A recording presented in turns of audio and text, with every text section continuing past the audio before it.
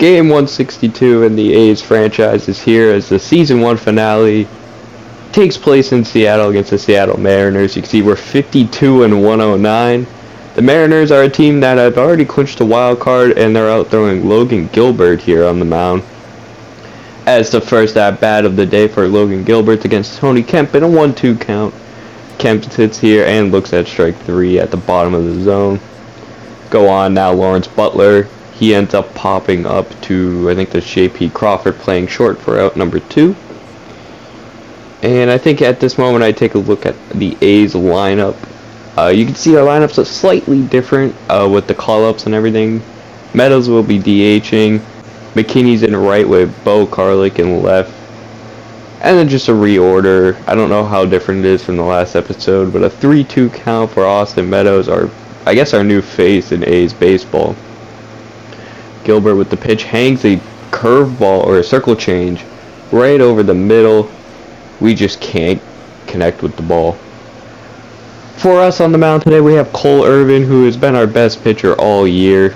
I guess our second best. We did have Sean Manaea at one point. But he gets out number 1 here quickly. Here's a quick look at the Seattle Mariners lineup. You see Winker, Lewis, and Haniger. Those are probably the best 3 bats, and they're the 3-4-5. Here, J.P. Crawford gets a bloop hit with 1 down here at the first inning. I think this game I showed most of the first inning. Usually I don't try to edit it this way. I try to show only the big plays so I can get multiple games in.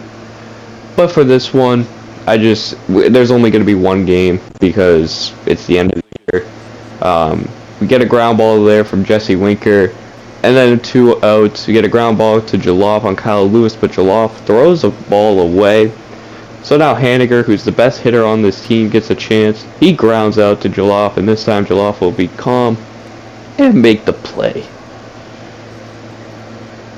Now we head to the top of the second. Zach Jaloff will put on the best swing for the A's so far. He has a very good deep fly ball. I'm excited to see what he can do next year with more development and more time in the bigs. Same here with Bo Karlik, who was dominating in minors. He draws I don't know how many pitch walk here. He was batting like 260 or 270, which is one of our top averages on our team. Here's the Christian Pache special there, the strikeout. Ah, man, I don't know what I'm going to do with him if I keep striking out with him. I might have to go to someone else. Here at the bottom of the third, I think this is Dylan Moore taking Cole Irvin deep. Now, maybe if Pache got there quick enough, he had a chance to rob it. But either way, Dylan Moore hits homer number 14 off Cole Irvin to break the tie and bring it to a 1-0 game for Seattle. Now, here with 2 outs, Kyle Lewis with a runner on. It's a ground ball to Tejeda. He gets out of the inning after allowing that home run. But Dylan Moore breaks this tie. Runner off first, now Zach Jaloff back up to the plate, and he'll hit a bloop hit in the left field. So now 2 on and 2 out here in the 4th, and we'll go up to, I forget who bats after him. Is it Pache? No, it's Bo Karlik here. In a 1-1 count with 2 outs. Gilbert's pitch hits the zone. It's a fly ball. It could land, but Lewis has good range out there. And so it's still a 1-0 game. 3-2 for Christian Pache, and for once in his life he doesn't strike out. He hits a deep fly ball to left center field, but again Kyle Lewis's range is just so good. Pache can't get on the board. We'll go down to the bottom of the 5th. We got J.P. Crawford in a 3-2 2-out count. He gets a base hit right past Lawrence Butler. McKinney throwing it in the second. And now 3-2 to Jesse Winker. Irving, with the runner in motion, hangs a pitch over the middle. It's a base hit. Bo Karlik gets the ball but falls over. Has to try to throw it in. The throw to the plate is not in time, as now Seattle takes a 2-0 lead. Cole Irvin just trying to get out of the inning. He allows another runner to get on, but then he gets Mitch Haniger out of all the people to ground out, which ends the 5th inning. 6th inning now, runner on Austin Meadows. Big chance to tie the game here, and he takes his shot deep to right field, and there is no doubt about that one. Austin Meadows, home run number 35 on the year for him. He hits it 386 to right field and ties the game at 2. Meadows probably won't be playing the outfield much next year. I'm not sure how we're going to set our lineup yet. We have an off season to go through. But he's not the greatest fielder, but his bat is just so damn good. He's just 35 homers. I know it's not all with us, but most of them with the Rays. But he's still hit a good amount of shots here. Here you can see they go to Eric Swanson in a 3-1, 2-out count. Here's Zach Jaloff, who will pop up a fastball inside, probably ball 4. Without ending 6, but not after Austin Meadows goes 386. And look at this beautiful camera. Here we actually go to Colin Palouse. He was one of the September call-ups. He actually had a pretty good time here in September. 3-2, 2 outs, a runner at second. He gets the fly ball on Kyle Lewis to end the 6th. He was actually having a really good time in September. Him and the other call-up, I think it was Hoagland, the other pitcher call-up, they both did very well. Christian Pache gets another single here, and now Tyler Soderstrom hit the fly ball to deep center field. Kyle Lewis is back at the warning track. He's going to make a leap, but he can't get it. And Tyler Soderstrom has broke this game to a 2-run game for the A's. His 5th home run of the year, and he's projected to be our starting catcher next year. I mean, he's been doing really well. I mean, not the average and stuff, but compared to Langeliers, he's been doing better. So he's projected to be our starter, at least against righties. Maybe I'll still split time against lefties with him and Langeliers, just so we have like the lefty and righty matchups. But Soderstrom breaks this game open 4-2. 8th inning now, it's Austin Meadows, and he tries to go deep again, back at the by the pole, and it goes just foul by around 3 feet. Next pitch, he pops up a cutter basically right in his sweet spot. I was just early on it. Get out number 3 or 2, I don't know. But Deolis Guerra now comes on. I think I put him in to the 8th. Yeah, the 8th.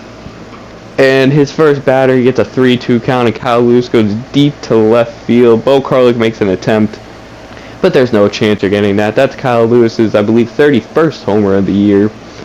As Seattle now makes it a 1-run lead here. Now with a runner on 3-2, this is Eugenio Suarez, and he goes deep to right center field. And now Seattle has the lead. Deolis Guerra has blown his hold, I guess. Not really a save. As Suarez hits his 31st homer of the year, and now Paul Sewald will come out for his 42nd save attempt. Here we got Christian Pache getting another hit, so now 2 on with 1 out. We now go to Tyler Soderstrom, who broke the game open in the first place. He gets a hanging slider and just misses it. Could have easily given us a 7-5 lead there.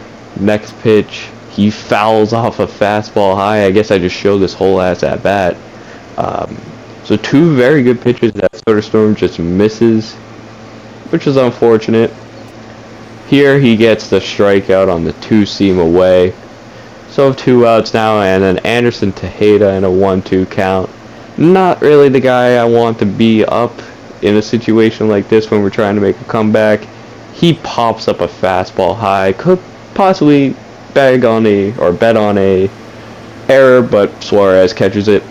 Seattle wins game 162, 5-4. I believe Cole Irvin gets the loss as Logan Gilbert gets the win. Sewald, oh no, actually I don't think that's true. I think Guerra gets the loss. I think one of their middle relievers gets the win, and then Sewald gets their 42nd save. You can see player of the game, I'm pretty sure, goes to Kyle Lewis, who had a home run. Our notable players, we had Soderstrom and Austin Meadows had home runs, Butler as well. And here, I just go through the standings and the stats real quick. Here are the standings for the MLB. You can see Blue Jays win the division with the Rays getting a wild card spot. White Sox win the division. Actually got the best record in our league at 98-64. Angels win our division as well. Mariners, like I said, they get a wild card spot. You see the wild card race here. The Yankees and the Astros were pretty close. Here you can see the NL. The Braves win the division with the Mets. Winning a wild card spot, the Mets will face the Padres, Dodgers, and I forget the other team that won it. I want to say it wasn't the Phillies. I'm not sure who it was. Here we go through our stats here, and just a horrible year for us, obviously. Our best hitter was not even on our team all year, which, thinking about it, I don't think the Rays would trade Austin Meadows, especially with them making a playoff run, or a playoff push at least. I don't know if they made it to the playoffs or not. I don't think they would trade Austin Meadows, but I still took the trade. There's nothing I can do about it now. You can see he had 35 home runs. The next highest was 17 with Billy McKinney. We just weren't a good hitting team this year. Austin Meadows was by far and away our best player. Even when we had guys like Seth Brown and Sean Murphy and I guess Laureano, even though Laureano never played in the majors for us this year. We just did not do well, and even with the speedsters that we got, Tony Kemp led our team in steals, not Christian Pache, not Bo Karlik, but Bo Karlik did have a really good September, like I said. So he's on pace to be on the roster to start next year, or on the on the MLB team to start next year. Of course, spring training can decide everything for us next year. You can see Tony Kemp had a good OBP, or a decent OBP. I guess none of these are really good. The OPSs, we had, I think, only 4 above 700. Two of them being Bo Karlik and Tyler Soderstrom, 2 guys that were called up in September. Lawrence Butler didn't do horrible this year, as he was one of our decent to better hitters. You can see Pache led the team by strikeouts by 50. Chad Pinder, who didn't even play every day, had the second most. It was not fun, but Pinder also did have 22 doubles. Pache did leave the team and was up there in the league lead for triples, but he just didn't get the bat on the ball that often. Meadows easily led our team in WAR, with Tony Kemp having a 2.4 as well, and Steven Piscotty had a negative 1.7. I check out a strikeout rate here. Tejeda strikes out at 33%. Isolated power. Of course, it's those two. Jumping over to the pitching now, Cole Irvin led our team in wins. He's projected to be the ace next year. Kaprelian leads our team in losses. Trevino had 31 saves. He did blow, I think, 5 or 6. Kaprelian led our team in walks as well as Paul Blackburn. Palouse and Gunnar Hoagland 2 call-ups. They didn't do much for walks. Leading in strikeouts is Kaprelian and Cole Irvin. Blackburn had 63, even with a 35 K/9. He was still third.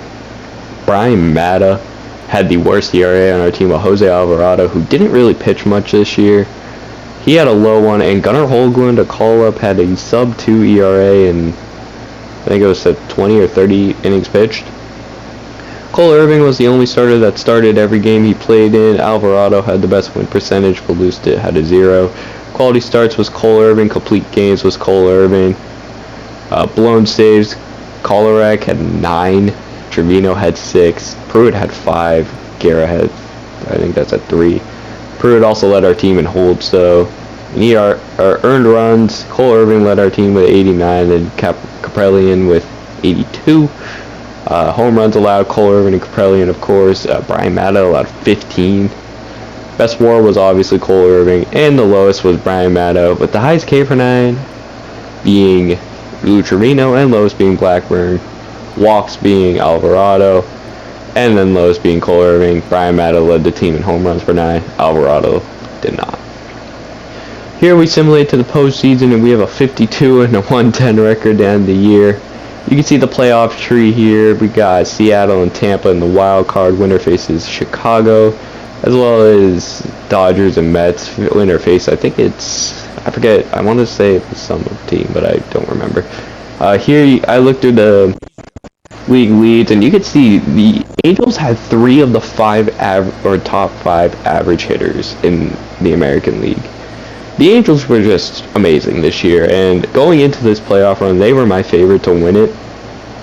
I know it's like the Angels never really do this in real life, but when you have Trout, Jared Walsh, Shohei Ohtani, all 3 of those guys killing it, never mind you have other guys doing really well like Rendon, and Matt Duffy had a really good season for them. I just thought they would win it all. You can see some things here. Walks, I don't really go too much into this.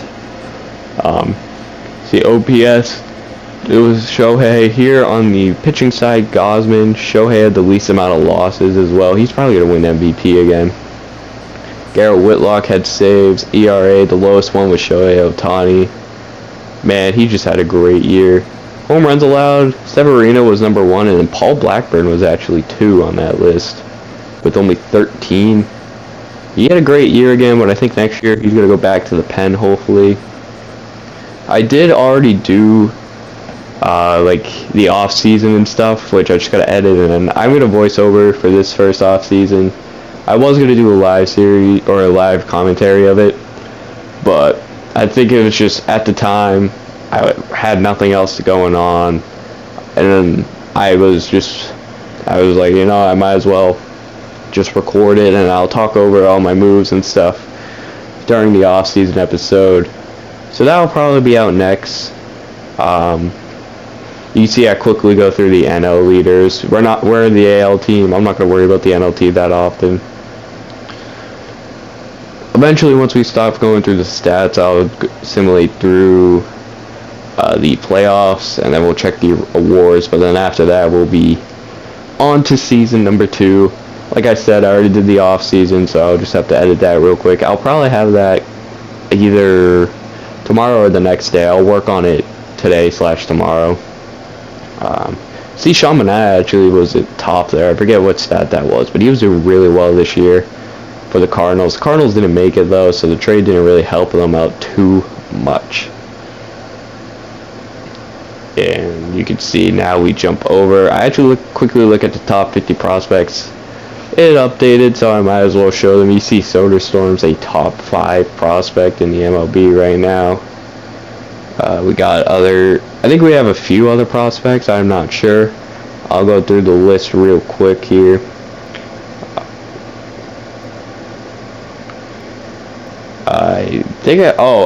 They made the automatic call downs. I was wondering why it said he was in AAA, but you can see guys like Marcelo Meyer, Marte Leiter, Mackenzie Gore. Here we scroll down. We got, I forget who our next prospect is, so I guess we're just kind of... Oh, Michael McGreevy here at 32. I'm pretty sure that's the guy who we got in the trade for Sean Manaea. As we keep scrolling down, you see all these. We got Gunnar Holmgren down there. And it looks like that was it. I guess I only have those 3 in the top 50. I thought I had like 5 or 6, but I guess I was wrong. So now we're going to head over to simulating the playoffs. So I guess I simulate the postseason here, expecting the Angels and the Dodgers, and it said the Mariners defeated the Dodgers in the 2022. You can see they won in Tampa. They won a best-of-5 series in Chicago, probably. They won the 7-game series against LA, and then won in 6 games against the Dodgers. Meanwhile, the Angels, the team I expected, they swept the first round they played in. So I guess it wasn't good enough. You see Jared Kelenic gets World Series MVP. I quickly go through the awards here. He didn't really have a good year, but he did pretty well in the World Series, obviously. We go to MVP of AL and the ML, or NL, not ML. It's Ohtani, and it's, what's his name? I forget. Juan Soto. Not sure why DeGrom's not on the Mets, but he won Cy Young as well as Shohei. Shohei wants the batting title. Soto is Juan Soto. We go over to reliever of the year is Lucas Luge, I don't know, and Tyler Rogers. Alright. I mean, maybe. I don't know. They had good ERAs. Rookie of the year was Alex Manoah, who had a great year for the Blue Jays. Jonathan India wins it in the NL, which is weird because he won it 2 years in a row. I don't know. I don't make up the rules for this game, and it's MLB The Show. You never know. Hank Aaron Award, Shohei, and Trout. Judge is also on that list. Soto is up there. He wins it this year. And now we go over to Gold Glove for pitcher. You can see Jose Alcantara, I don't really care much about Gold Gloves. I mean, it's probably going to be the same couple people every year. Mountcastle, Olsen. I feel like first base is the only one that could change. You can see Tony Kemp was up there. He was second behind David Fletcher. So we almost had an award winner. Obviously, we did not have any. You see Matt Chapman was second there, our former player. Joey Wendell had 100 fielding percentage there in the NL. And there we go, like shortstop. Excuse me. J.P. Crawford, and I didn't see who the NL was. I'm assuming it wasn't important because I didn't go back. Left field, we got Austin Hayes and Mark Canha. I was not expecting someone with... Okay. Byron Buxton. Christian Pache was actually second most of the year. He ended up with third.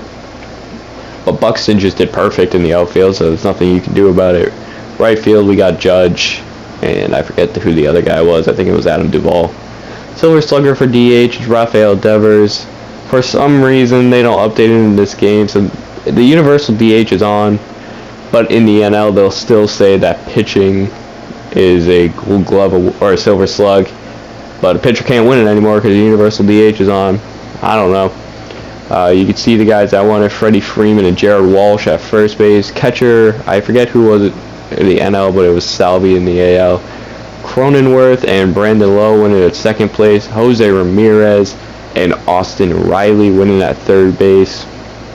Go over to shortstop now, and you see Javier Baez wins it, and Fernando Tatis. It looks like Baez had a worse year than Bichette, but hey, I don't make it.